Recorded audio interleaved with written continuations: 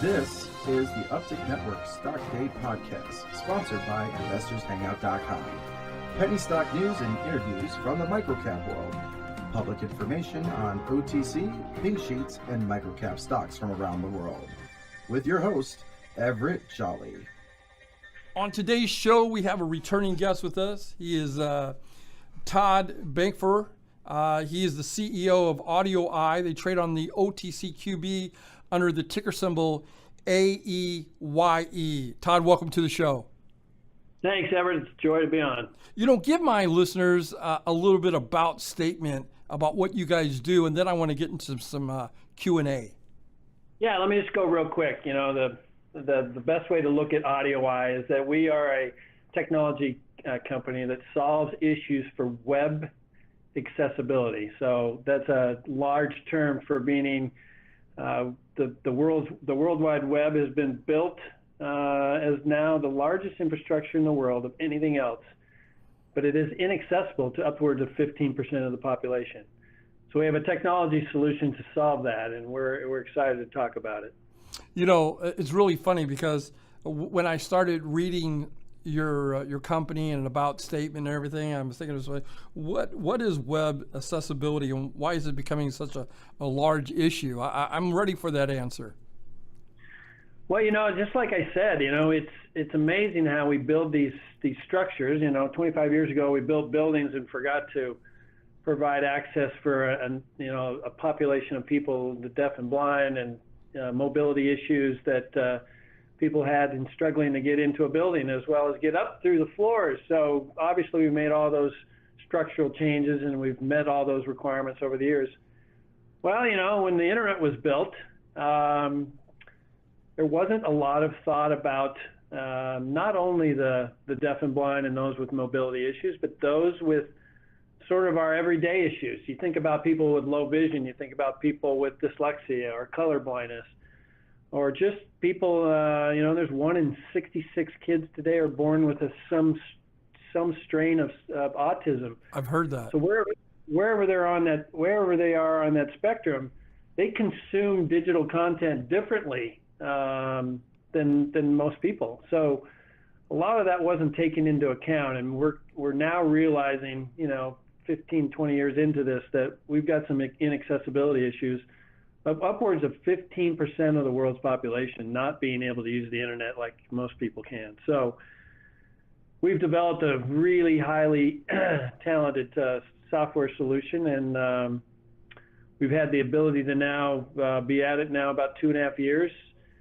Last year was really a breakout year for us, where we sort of validated our product in the marketplace. And we're really excited about where we're going to go in 2017 and 18. Well, let's talk about that technology. I guess it's the SaaS platform technology. Is that correct? It is a software as a service model, subscription service. So it's simplified. I don't like that. When we say software as a service, we don't want to make that sound like it's really over technical. It's really simple. It's a subscription, much like you would buy for your cable service, and it has the ability to remediate issues of inaccessibility. So it's really leading edge. And then we also have the ability to add usability tools. Now let me explain that. We've got issues of inaccessibility or accessibility, and then you've got issues of usability.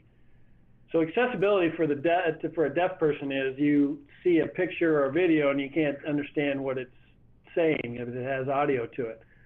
So you need to caption it at the bottom. So somebody with low hearing or deaf impairment has the ability to understand what that video is actually saying.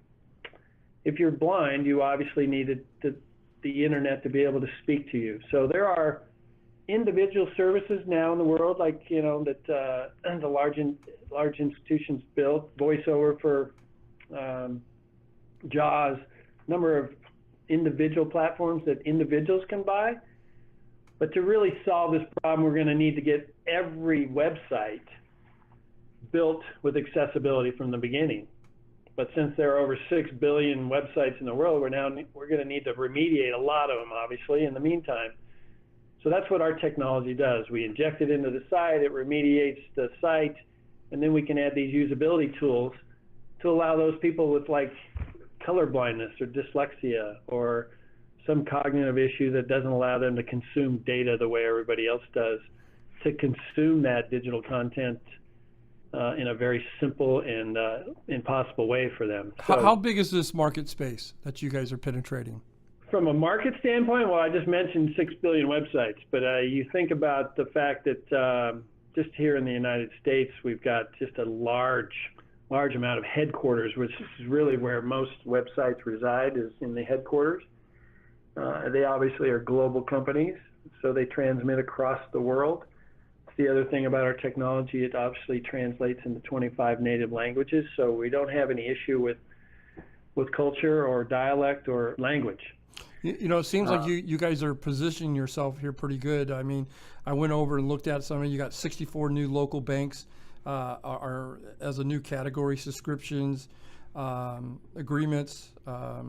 What's your price point? So, like I said, we sell B2B. We sell, obviously we sell to the government.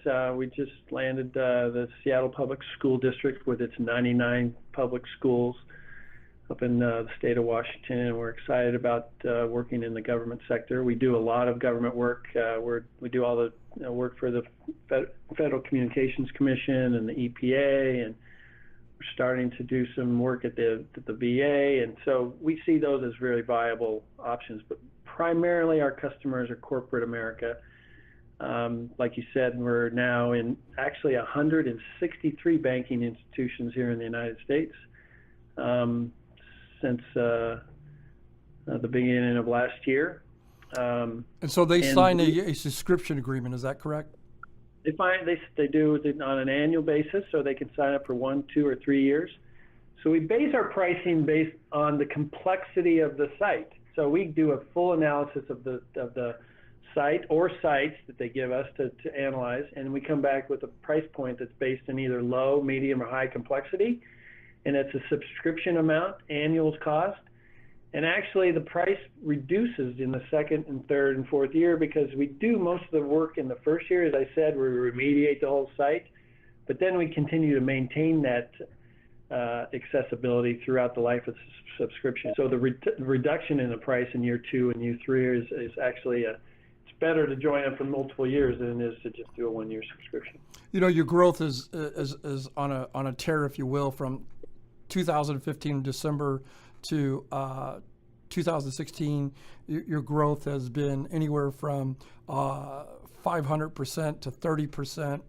You know, did you get that through your reseller partners? I know one of your reseller partners is Banksite Services. Can you tell us about your reseller partners? I'm sure they're helping you out in that growth.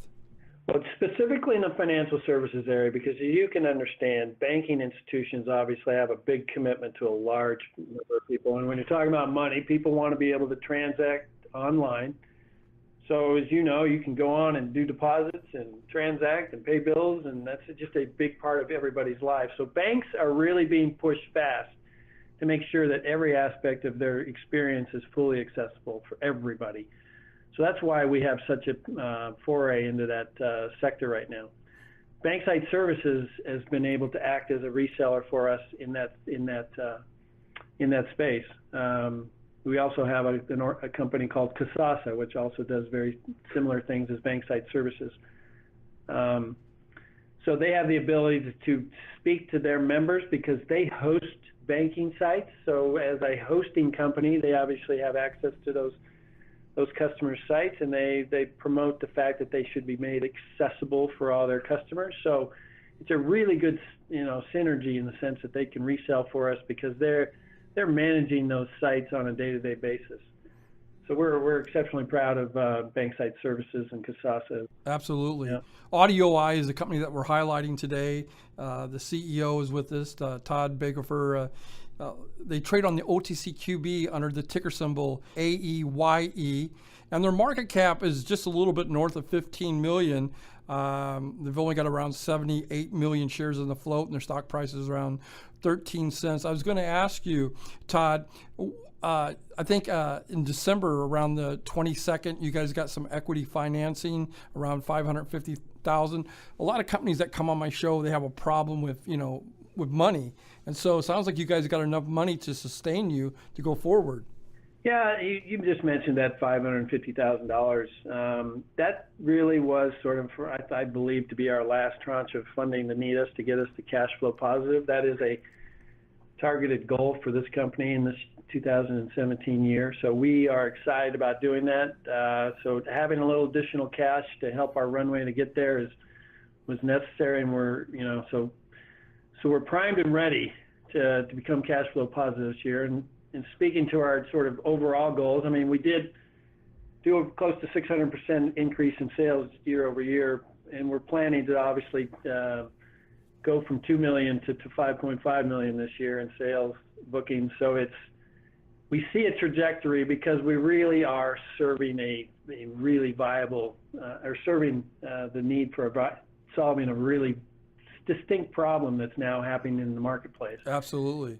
If you had anything to say to your shareholders with those kind of metrics, right now, what would you think the future of the business would be like? For me, that's easy. We really validated this product in 2016 with the huge growth of now going to well over 250, clients in our customer base. We've seen each of our renewals extend their subscription multiple years. We've had 100% retention rate. So to our shareholders, I would just say the validation of this product is real. We now know that it's sold it's in the right price points. We know we're implementing it really, really well. Our customers give us great feedback. So it was really a validation year for us in 2016, and 17 now is really about demand and meeting the needs of our pipeline and building the company to a much larger place. Absolutely. Todd, in closing here, is there anything that we didn't get a chance to talk about that you would like to get out to my listeners? Again, the company that we're highlighting today is Audioeye. They trade on the OTCQB under the ticker symbol AEYE. Yeah, if you're a leader in a company and you have not enough knowledge about the fact that maybe your website is inaccessible to this large population of up to 15%, you should take the time to come to audioeye.com and learn about it. I would just encourage that. I thank you for coming on the show. It's always a pleasure talking with you. I wish you nothing but success, and we're going to hopefully talk with you in about 45 days from now. I appreciate that, Everett. Thanks for the time.